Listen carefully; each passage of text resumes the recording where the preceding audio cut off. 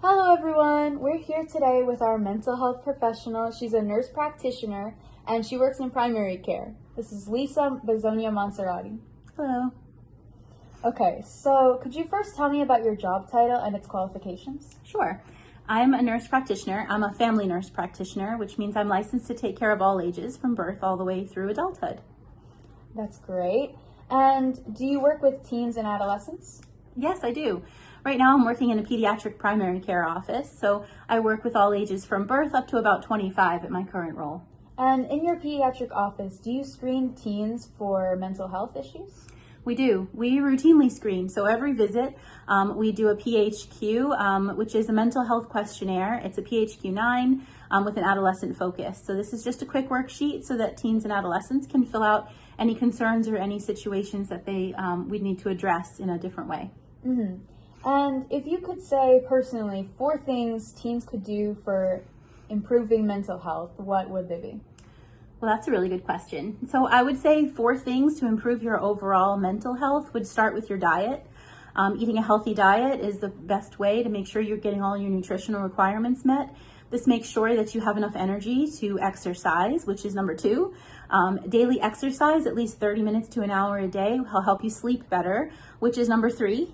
Sleep schedule, making sure we do proper sleep hygiene where we don't look at blue lights or cell phones in our face at least an hour before bedtime, and that we are trying our best to create an environment where we have a downtime for bedtime in a dark, cool environment, no blue lights in the face for an hour before sleep. Mm-hmm. And sleeping early enough so that your brain gets enough rest in order to download the day.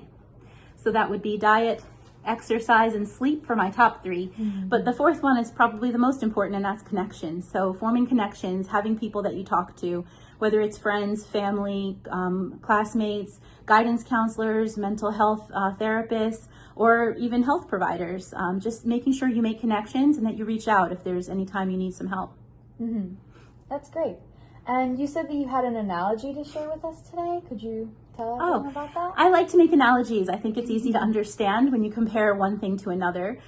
In some cases, people are hesitant to reach out for a mental health therapist or to go to a psychiatrist or someone for their mental health. They see it as embarrassing or that they shouldn't need this help. And I think about the analogy of a moving company. So if I were going to move my home, I would, had small items to move, I could probably do it myself. If I had a larger item to help that I needed to move, I could ask for help from a friend or a family member. But if I was moving something huge like my staircase or a refrigerator, I would probably need a professional with some specialized equipment.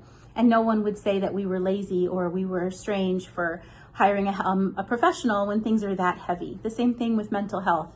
If it becomes too heavy to manage on your own or with family and friends, then you need to reach out to someone who's a specialist to help lighten that load for you. Mm-hmm. Thank you for that. That's really smart. How often should teens go for checkups? So everyone, not just teens, but everyone should go for a checkup once a year at least. Babies and toddlers, it's more frequently. But for teens and adolescents, it should be once a year for your general checkup. But if something changes or you have problems or concerns in the middle of the year, then you should do a follow-up just specifically for that. So if you have issues with anxiety or depression or feeling down, if you feel too stressed or you're having a hard time managing with school, there are a lot of different things that we should check out at your general practitioner's office. So ruling out things like learning disorders, helping with things like ADHD and autism, giving resources and ideas for parents and for teens alike. I think it would be important to do that midway through the year whenever you need. Mm-hmm. Thank you for your time today. Of course.